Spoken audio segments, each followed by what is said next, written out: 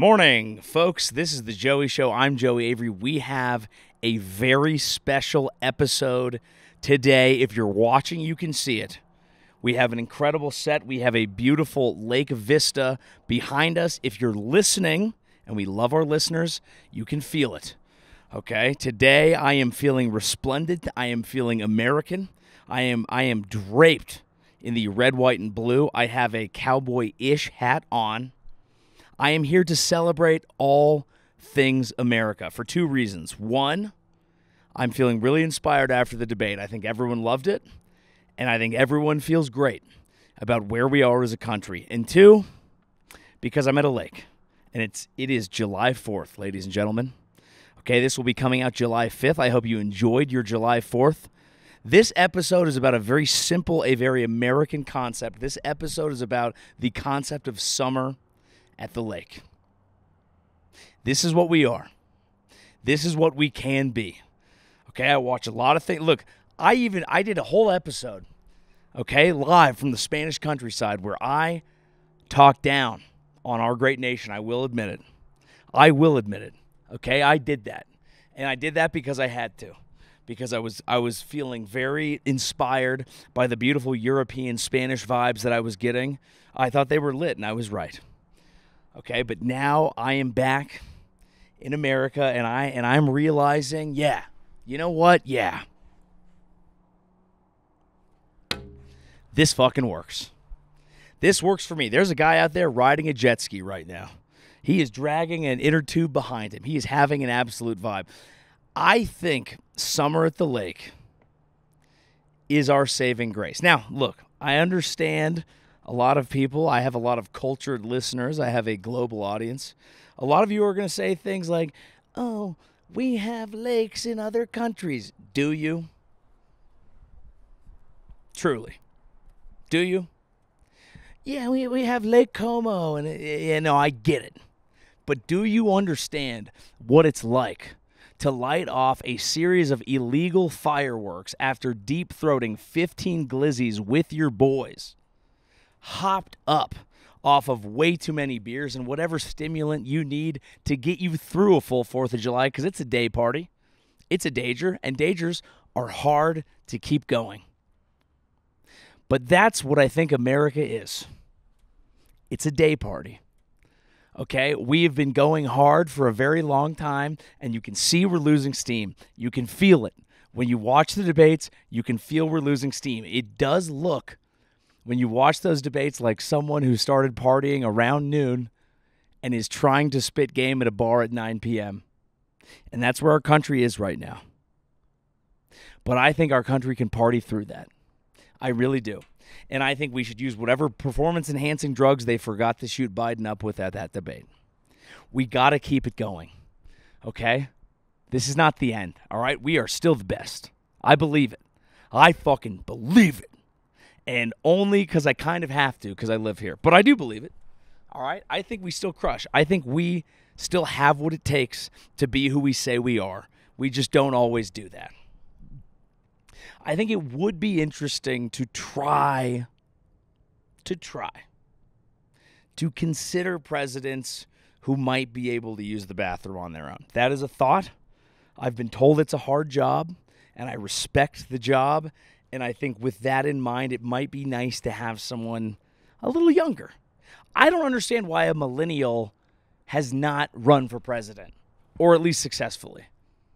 I feel like it is time for my generation, the millennials, to seize the presidency. Why would we not want to live in the White House? It's a rental.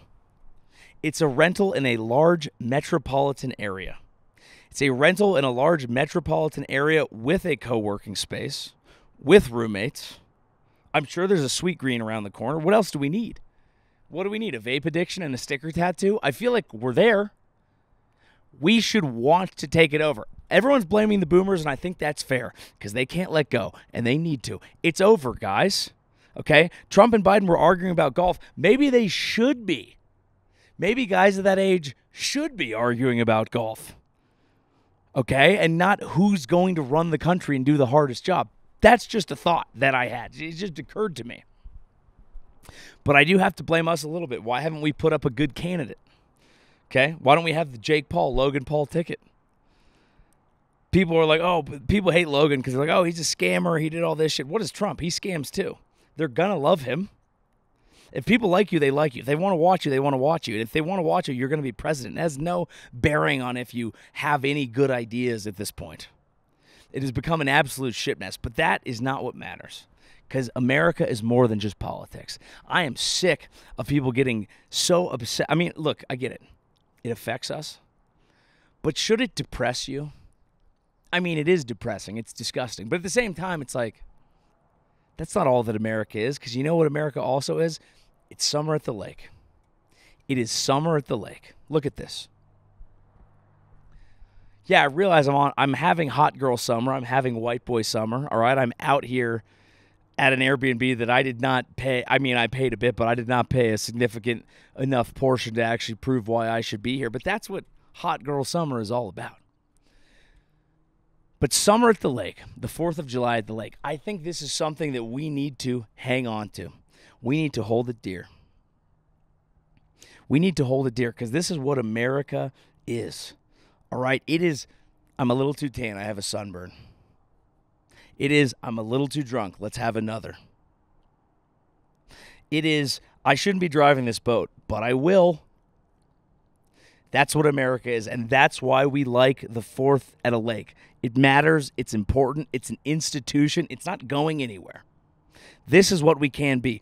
When I see the debate stage, I don't see America. When I look out at this lake and I see all these lovely families and lovely friends coming together to get fucked up and rage and celebrate America's independence. Do I think we're celebrating America's independence from England? No. We are just celebrating because we are looking for another party. And I think that's a beautiful enough concept. Isn't that enough? You know, when you talk about the 4th of July, people will be like, I don't really want to celebrate it because America isn't all that it's cracked up to be. And, you know, I mean, list your thing. If you're a woman, you're like, they're taking away our rights. If you're a minority, you're like, historically, they've taken away our rights. If you're, you know, on the economic bubble, you're like, well, actually, we're really getting kind of squeezed here. And it's like, all that's true. Are we here to celebrate the politicians and the pieces of shit who got us here, or are we here to celebrate ourselves? I'm here to rage with the motherfuckers who I'm standing here with, all right? I think that's a beautiful thing. I think that is worth celebrating. That's why I wear this. Why? Because it's a party. Look at this. Look at this. A little tin came out of my pocket. I don't like these. I'm going to be quite honest with you. I don't like these at all. But if I'm going to smoke a cigarette during the Europe episode, I'm going to throw something in my lip during the America episode. I'm not going to name the brand because I don't get paid shit. But I'm going to throw a fucking lip in. I'm going to have a goddamn beer. Granted, the label's turned away because it may or may not be a Mexican beer, but respect. In fact, that might be the most American part of this entire episode. That it's being built on the back of the hard work of a Mexican beer, and I'm not willing to show the label. That's America. We are here to celebrate ourselves. Okay? I think the country's doing great. And I think that everyone is fired up right now. God damn it. That debate was crazy. That debate was not good. The crazy thing about that debate is that even CNN and all the Democrat podcasts were like, hey, we might need to think about the fact that Biden's old. It's like, hadn't you? Is this the first time people saw this? I had seen this. This wasn't new, guys. This was not new. And the concept that now what we have basically set up, okay, if you look on the left, the Democrat talking point is basically that if you vote for Donald Trump, you are considering throwing away the entire democratic experiment that these colors are supposed to represent. That's the argument. Now, I'm upset that that is the Democratic talking point because it makes me feel like a partisan hack when I say that I completely agree. I actually think he's a dangerous figure. I do. I know it's not a cool thing to say. Okay? But there's a weird thing that's happened in this country where if you want to wear red, white, and blue, if you want to wear the flag, what that means is I'm just not being a fucking queer, and I'm not being a fucking lib.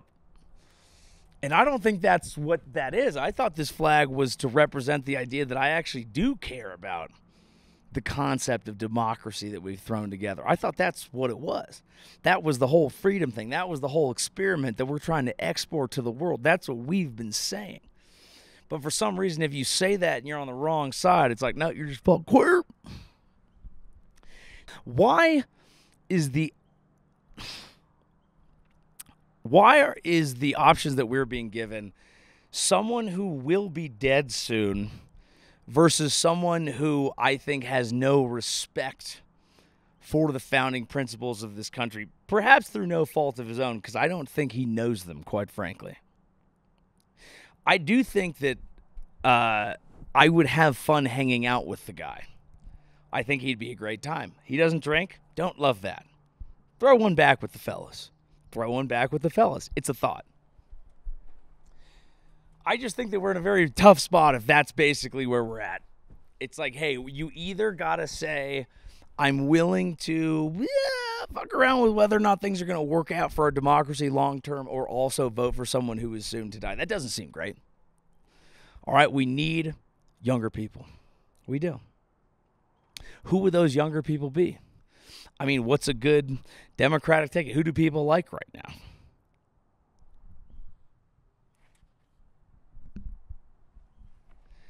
Yeah, exactly. I think that's the problem. I was not able to finish that sentence.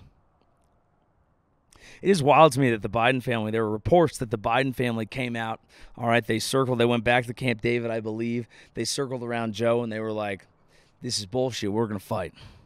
We are not going to let people tell us that you're too old to run right now, which is hilarious because he is physically incapable of running. Like 10 feet. I think both of them. I don't think either of them could run. This is one of my favorite things about Trump. He has this concept. He told a friend of his, I believe, ran Ironmans, and he's like, bro, you're a fucking idiot. He goes, you're wasting all of your energy. That is so incorrect, but also my favorite thing I've heard in my entire life. The fact that he thinks we have a finite amount of energy, and that if you use it to work out, you will be diminished in your pursuits. He's like, dude, I'm trying to stay up late and rip McDiesels with the fellas. Maybe he wants to get on Xbox Live. I think he will. He is pivoting right now. The entire country is changing, especially if he wins again. People are underestimating this. America's always had this concept of what we are. It's like we go to the fucking ball game and we eat a hot dog. Well, when Trump went to the ball game, he got booed. So he's not going back to the ball game ever again. He's only going to UFC. So now we just have cult of personalities where it's like this concept of what America always was. You could be left, you could be right. You abided by these norms. You went to the thing. You all did the same thing. But then Trump just goes, if you don't like me, fuck you, and bounces. So he's going to go to UFC events. He's not going to go to the Super Bowl. He's not going to go to a baseball game unless his approval rating reaches a certain point and people fuck with him. Then he's down. Anyway, I didn't want to make this episode about politics, but the debates kind of demanded it. The debates were not that great, but that's not what America is, and that's the point. America is coming out to the lake. America is not even having a boat. America is knowing someone who does have a boat and going on that boat for a little bit and then not helping clean up a little bit. That's what I like to be around this. I have a great level of nostalgia for this place. I'm here in Lake Tahoe, California/Nevada. It's one of the few things California and Nevada share, and boy, they've done a great job of it. Boy, they have. I'm pulling that out. Nicotine makes my tum-tum sick. But look at this. This is what this is. This is the type of environment. Again, if you're just listening, I'll paint a picture for you. The degrees, roughly perfect. We're going to say 78 probably. Sun toasting my skin a little bit. Do I want to have a shirt on? No, of course not. I don't want a farmer's tan, but do I want to showcase my body whilst seated in a chair as a 33-year-old? Fucking yeah, right. So we sit here and we enjoy. Okay, I'm looking out over a series of mountains, lush, beautiful trees, a pristine, cool, blue lake, fresh water, deep, record deepness. If you don't recall, Trump, one of Trump's great moments, in my opinion, he was visiting Michigan, one of the swing states, and he was like, "They love the lakes out here, don't we? We love the lakes. They're very big, very deep.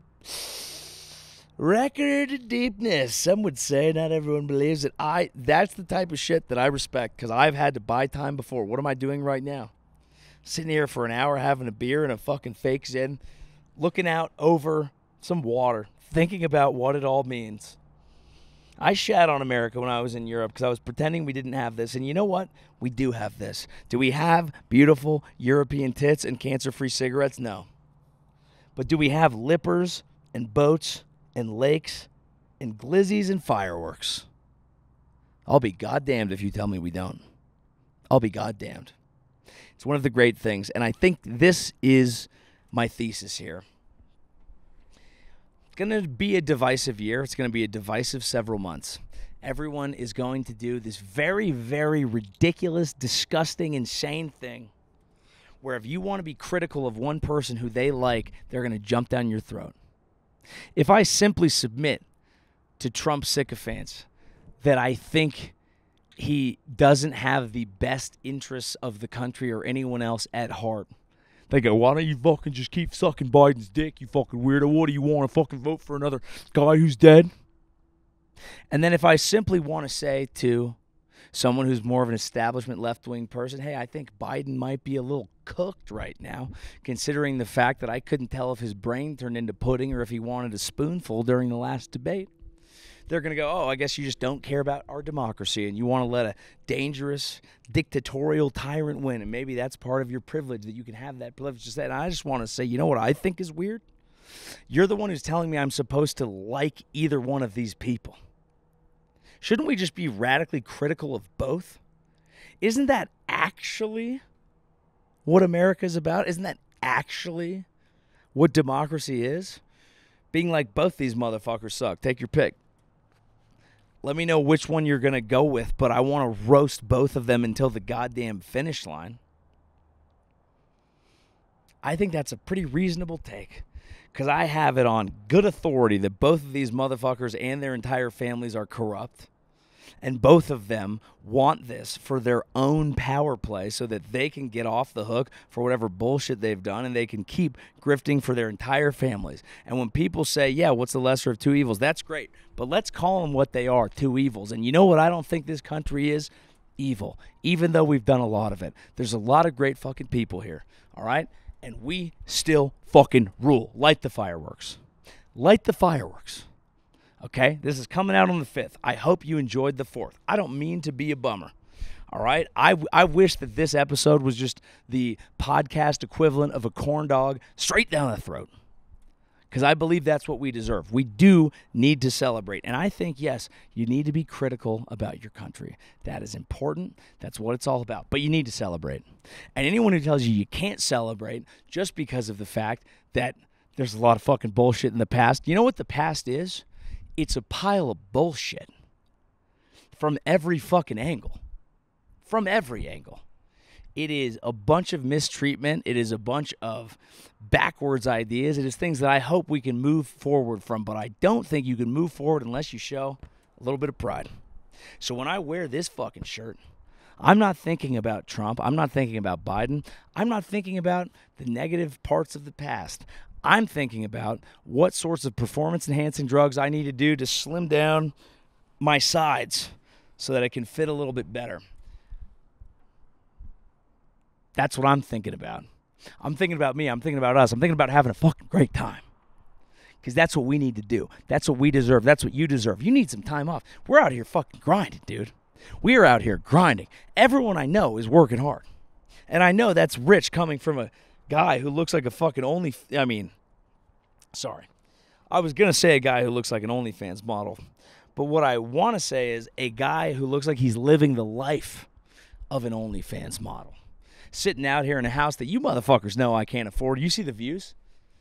You see the lack of sponsorship? You know this ain't where I'm at, but yet it's where I be, baby. And I think we all deserve a break, and we all deserve something to celebrate. And there are no good holidays in the summer. And given that there are no good holidays in the summer, we need to embrace the 4th of July. We have to embrace the 4th of July because it's all we have between Easter and fucking Thanksgiving or Halloween or whatever the fuck.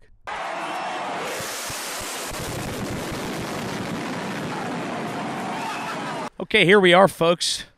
Part 2 of the podcast. You might be hearing a little grimacing from me because in between when I filmed the first part and when I'm filming this, I did tear my oblique. Okay, I filmed more to that first part, but I felt honestly like it was getting a little too political, a little too bogged down. That's really not what I wanted the episode to be. Today's a celebration. Today is about the 4th. Today is about celebrating the peak of summer, the peak of yourself, and I am not in my peak physical condition. Okay, I didn't realize I've had a bruise on my left side all week from the beer games where I left it all on the line, where I battled, where I fought for my team, where I dove into the shallow end after a beer ball, and, yeah, sustained a light injury. I wasn't worried about it. Just a little tight. Went out, played some golf. First swing into the woods, doesn't matter. We played breakfast balls. I'm not a lunatic. Second swing, one of the greatest drives I've ever had. But as I was swinging, I felt on the left side, shredded the oblique. Tried to play through it for 3 holes. Really shouldn't have played those extra 2 holes because let me tell you, I could not sleep almost at all last night.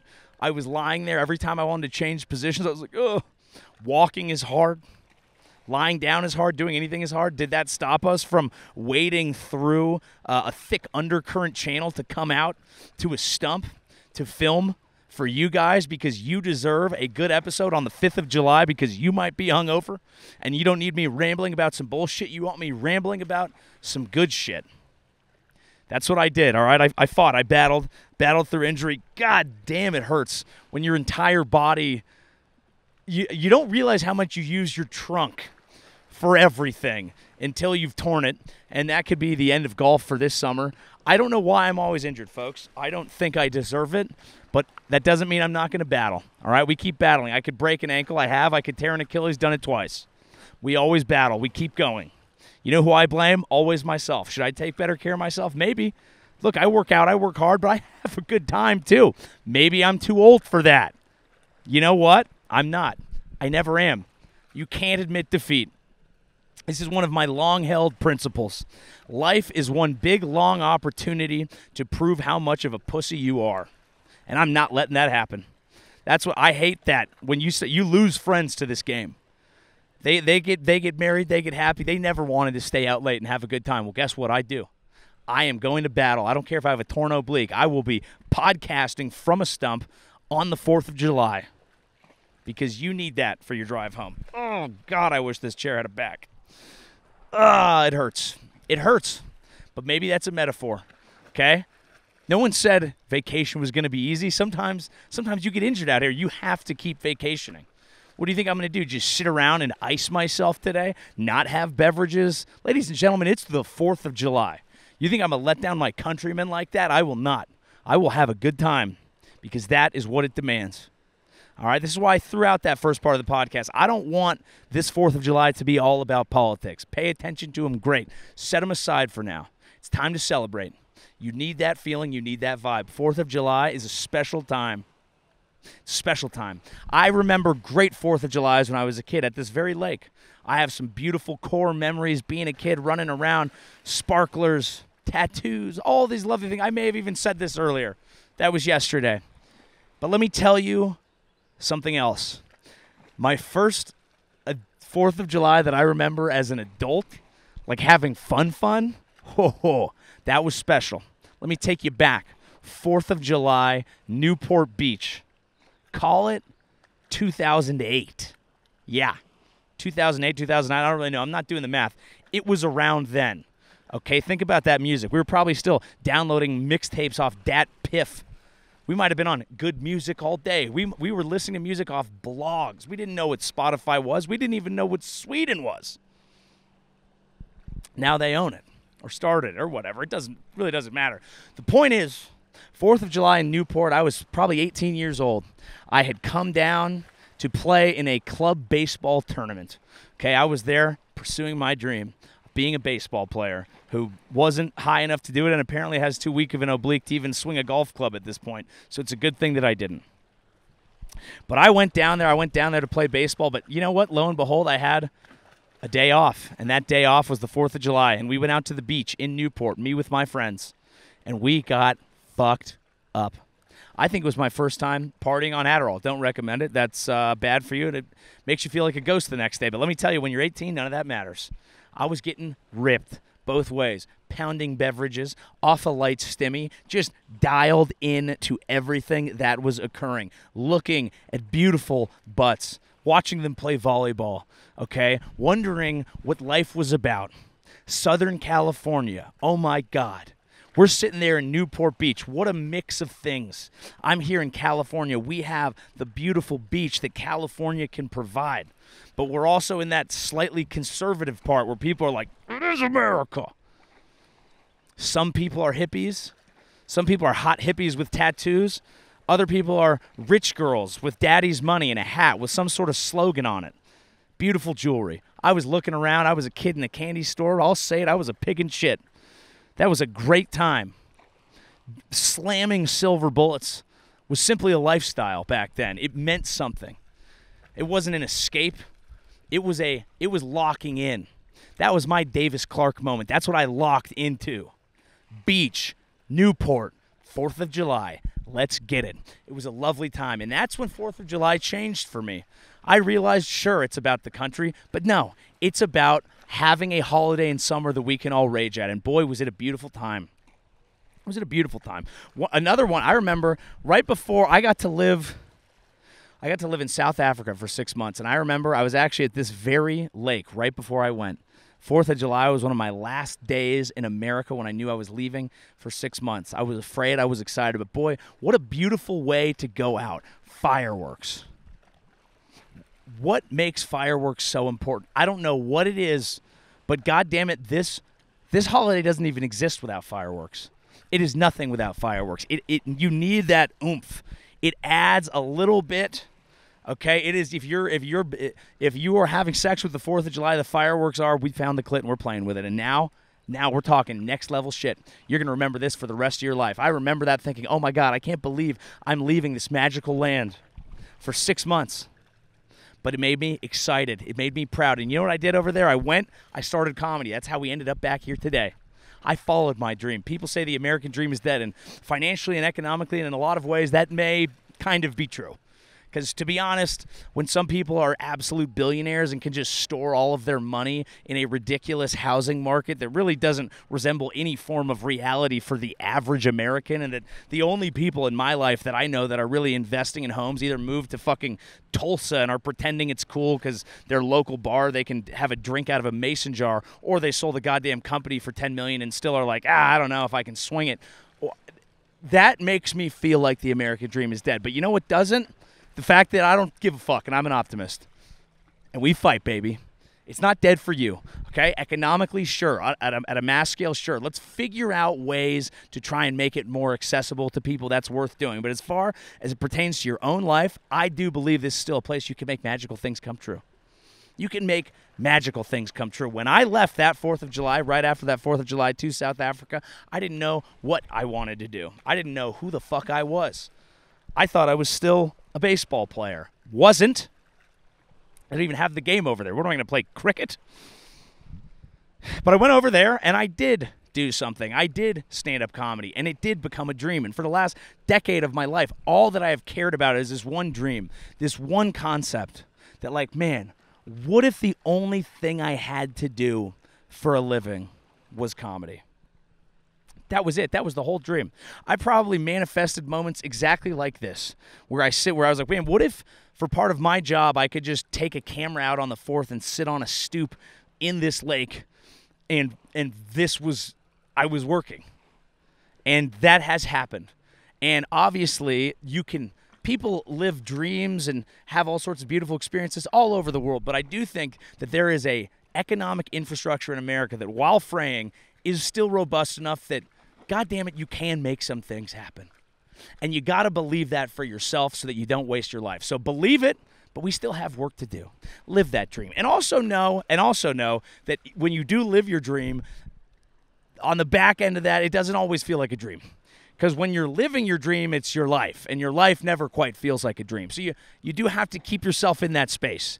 It's not all fun and games. But, oh, fuck my oblique. But a lot of it is fun. And a lot of it is games. It is interesting. I actually, I obviously pay attention to the comedy industry as it is my trade craft. And I was having a conversation with some people about a comedian who's become very famous, a man by the name of Matt Rife, who is hot and popular. Okay, and he has sold an insane amount of tickets. He is on one of the craziest multi-year. I'm getting fucking wet up here, dude. What am I, a woman? I just brought up Matt Rife, and now my undergarments are getting soiled. We battle, we fight. The elements are nothing to us. But I was looking at his schedule, because obviously he's traveling the world. He's living his dream. He's doing massive arenas. He is making millions of dollars. But I believe he was touring so hard that he had to stop because he got sick because he was touring so hard. And I'm looking at this schedule going, man, he's gotten to a place that almost everyone in comedy would love to arrive at. But I wonder, I don't know the guy, is he able to enjoy it? When I see a schedule, I'm like, damn, homie gets to go to Hawaii, but he's there for 1 day. Oh, shit, he gets to go to Belgium, but he's there for 2 days, shows both nights, barely gets to do anything else. And then you're on to the next, and then you're on to the next. I'm like, it would be kind of a shame to see. I realize that's economically efficient. I realize that's what your agent wants because your agent's sitting looking at a percentage of your life. They don't have to have that experience. They're just sitting there going, yo, cook, do your thing, whatever. Make it more. I'm like, dude, don't you want to, if you have the opportunity to see the world, don't you want to get to see it? Don't you want to do comedy in such a way that it's still exciting for you to do it and you're not so burned out that you have to go to the hospital because it's been too much? How is it possible to even maintain that joy? And I was having that conversation because I'm a big proponent of lifestyle, okay? Yes, dreams. Yes, grind. Yes, work hard. But lifestyle matters too because otherwise what's the point? We can grind all day, die, and then for what? What's the point? All you have is your time. But someone told me this is how it works. I didn't realize that you get to his level, you sign a massive deal. I'm not crying for him, but he probably signed 25 mil, call it. But he has to sell a certain number of tickets before he can then re-up that deal. So it's not like a comedy club where you're like, hey, I get 90% or 80% or 70% of ticket sales, and it is what it is, and bonuses or whatever. No, it's like, here's a shitload of money, and then you got to sell an impossible amount of tickets, and then we can re-up. So your next amount of money is at the end of this death run of just show.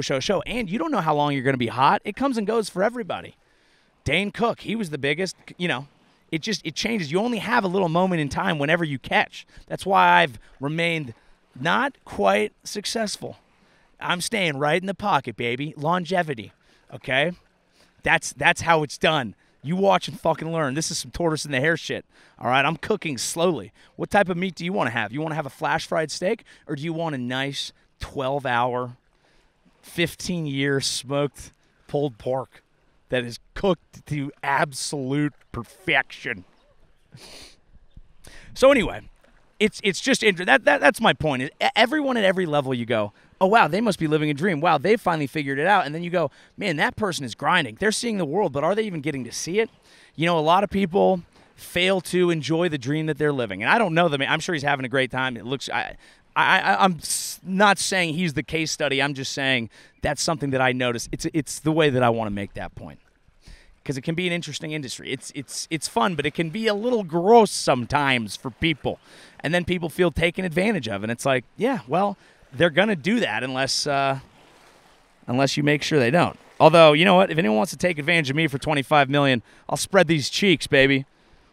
Where was my invite to the Diddy party? Huh? I can sing. I can dance. Dancing queen, young and sweet, hopefully over 17. All right. I guess while we're on the topic of Matt Rife, I want to do a Joey Show PSA here because there's a lot of misinformation about a part of comedy that I traffic in, and that is crowd work. Okay, it's out there a lot. People are seeing it. You're seeing tons of clips. Some people love it. Sometimes it's successful. A lot of people hate it. There's backlash. People are like, I'm done with it. I want to see jokes. Here's the deal. Most people know this, but if you don't, this is level 1 of this, okay?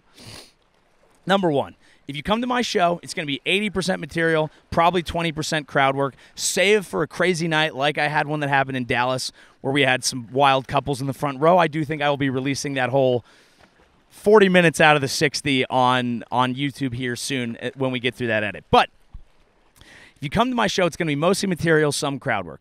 If you're on my Instagram, you will be seeing more crowd work than material because I'm saving that material because I want to shoot a nice special at some point, and that's very expensive, and I want the jokes to be good, and I want it to feel like a special, and it takes a long time to make sure you feel dialed in for that.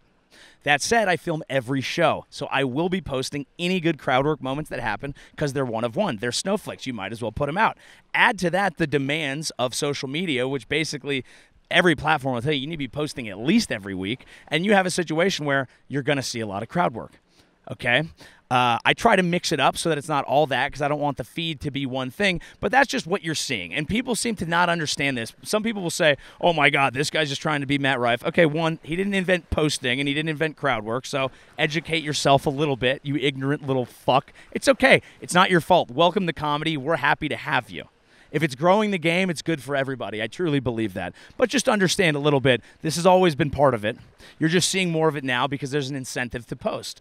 Also, when people say, did you plant those people? If I was good at scripting and casting, I probably would make shows, not crowd work clips. Throwing that out there.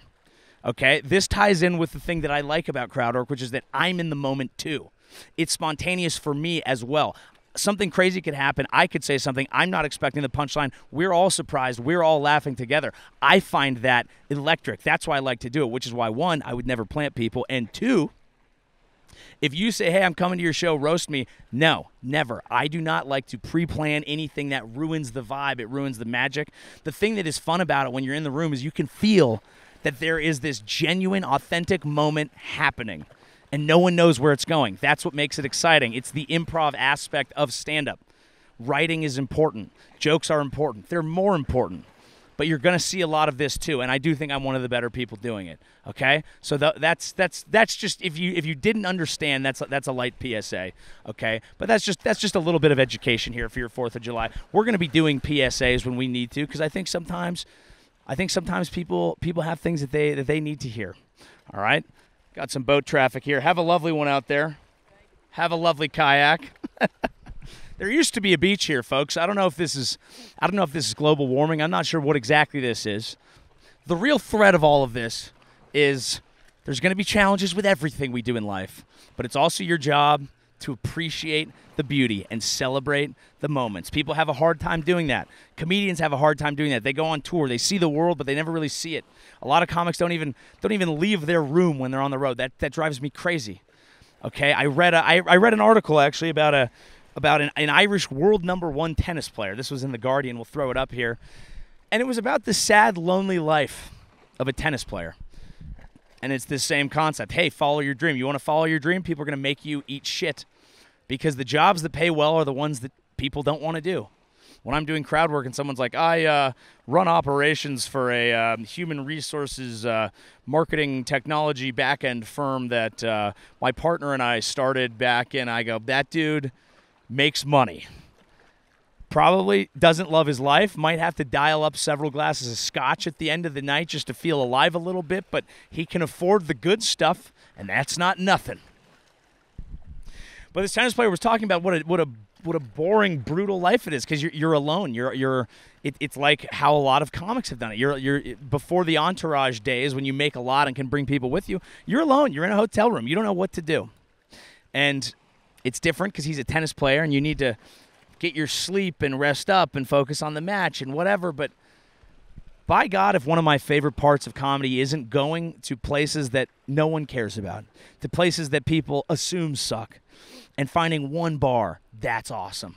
Finding one diner and breakfast place that feels like home, even though you're in a state you've never even been to, and enjoying it and feeling it. And to me, that's travel.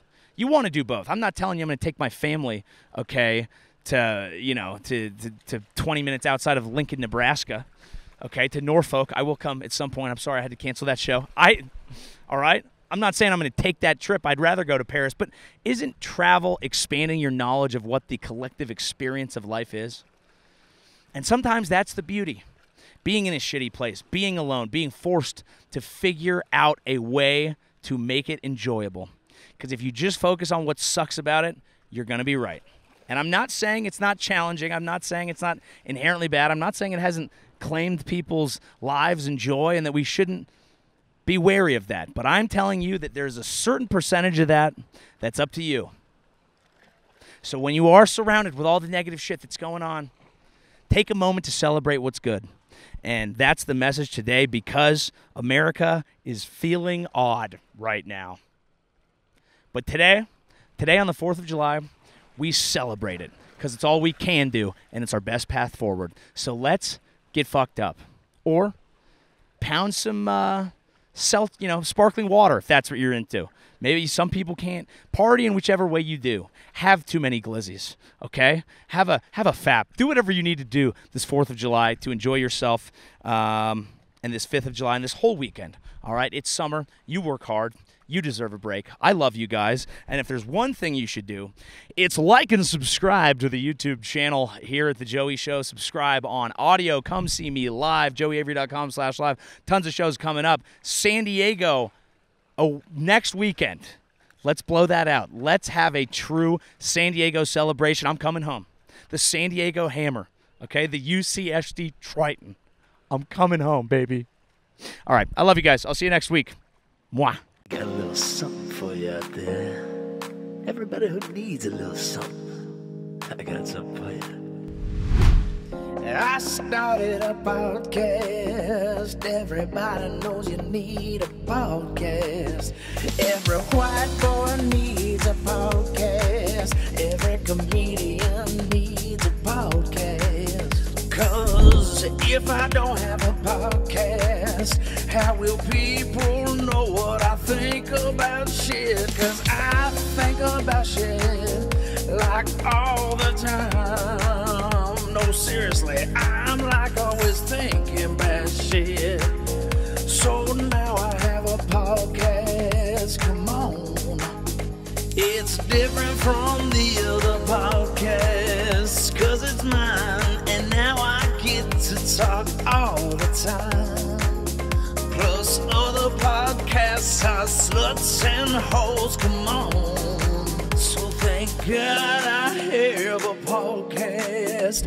Every white boy needs a podcast. Every comedian needs a podcast. And now I have a podcast, come on. Please subscribe to the podcast. Hit the smash it and the like it and the YouTube button for my podcast. I hope everyone listening makes love tonight to the sound of my podcast. While you're getting up inside there, smashing the guts. Not to be cruel,